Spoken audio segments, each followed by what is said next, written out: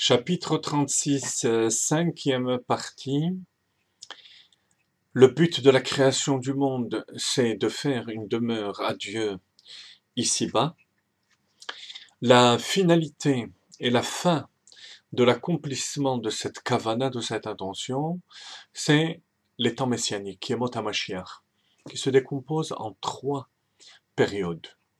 Yemot HaMashiach, le dévoilement messianique lui-même, la fin de cette époque qui est couronnée par Triat Ametim, la résurrection des morts, au bout de 40 ans, disent nos sages, 40 ans étant une période extensible, ou plutôt comprimable, en moins de 40 ans, ça peut être 40 mois, ça peut être 40 heures, 40 minutes, 40 secondes, mais le chiffre 40 est important.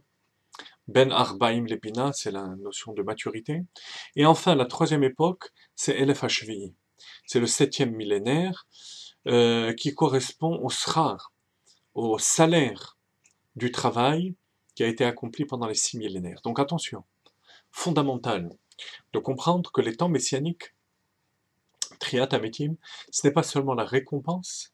La récompense, à proprement parler, c'est le Elef Hashvi'i, c'est le 7e millénaire, ça vient après. Les temps messianiques et Triat Ametim, c'est essentiellement la finalité du monde, c'est le monde dans sa perfection. En fait, l'essentiel du travail va être accompli lorsque Mashiach va arriver. Travail de préparation avant les temps messianiques. Une fois que Mashiach arrive, Vesham naase lefanecha kemitzvat retzonecha. À ce moment-là, on accomplira véritablement, réellement, la volonté de Dieu. Alors regardez bien.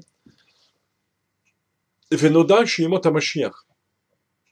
ובפרט כשיחיו המתים הם תכלית ושלמות בריאת עולם הזה שלכך נברא מתחילתו.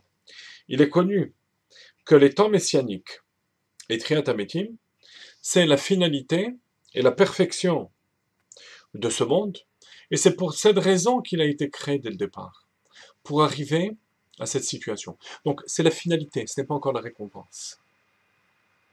Or, qu'est-ce que cette finalité? C'est le dévoilement total de Dieu. À ce moment-là, on pourra voir la présence divine. C'est ce qu'on appelle Dirabet Artonim. La demeure pour Dieu ici-bas. Cette situation a déjà été vécue momentanément lors du don de la Torah. Vous voyez?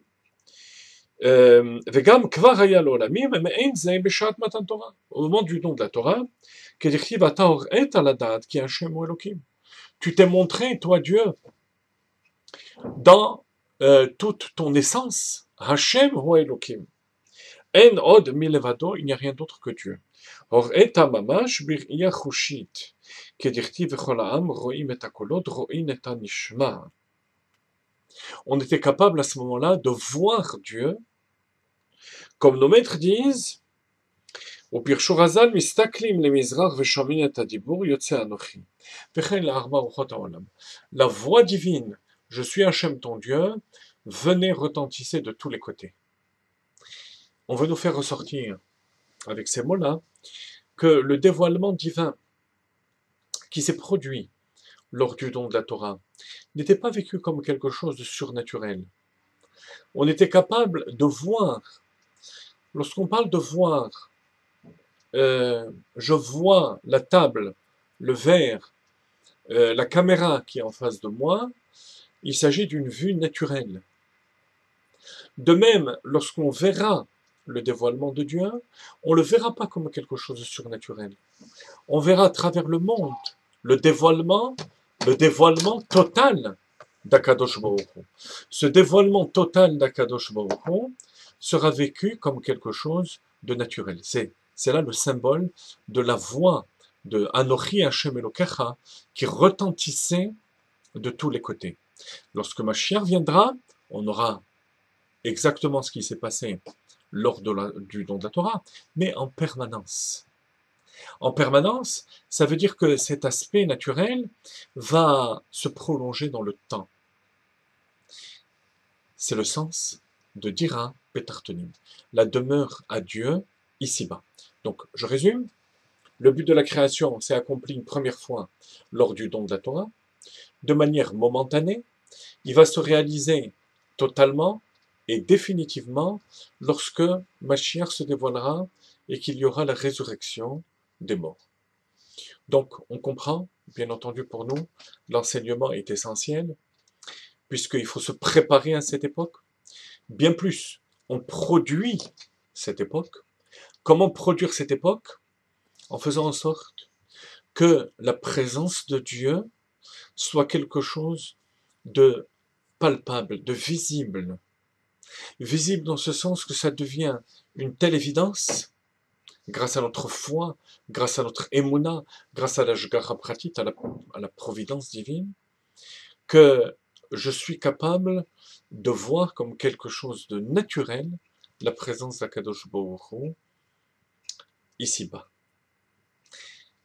Et bien sûr, ça se réalise par l'action, le maasé des mitzvot, l'action des mitzvot qui amène ce dévoilement ici-bas.